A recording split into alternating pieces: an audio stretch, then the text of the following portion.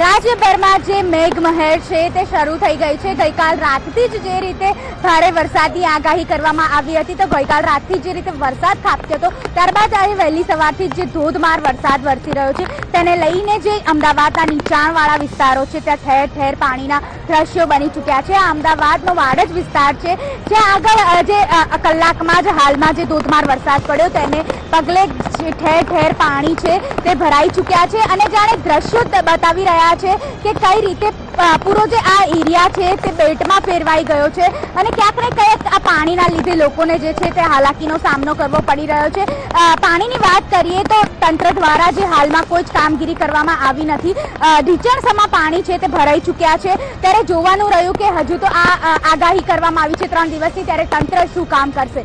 Cameraman Sachin કડિયા સાથે કિરાંગી નાયક, સંદેશ ન્યૂઝ, અમદાવાદ।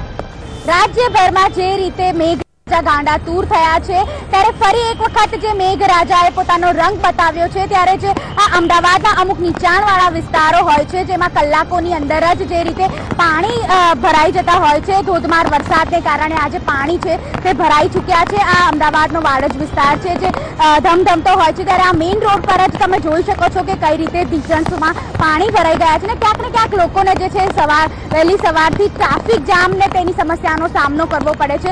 પાણી ભરાઈ જવાને કારણે ક્યાંક ને ક્યાંક રોડ છે તે બંધ કરી દેવામાં આવે છે। ત્યારે હવે જોવાનું રહ્યું કે હજુ તો હવામાન વિભાગ દ્વારા આવનારા 3 દિવસમાં અતિભારે વરસાદની આગાહી છે તે આપવામાં આવી છે, તો જોવાનું રહ્યું કે તંત્ર કઈ રીતે કામ કરશે। કેમેરામેન સચિન કડિયા સાથે કિરાંગી નાયક, સંદેશ ન્યૂઝ, અમદાવાદ।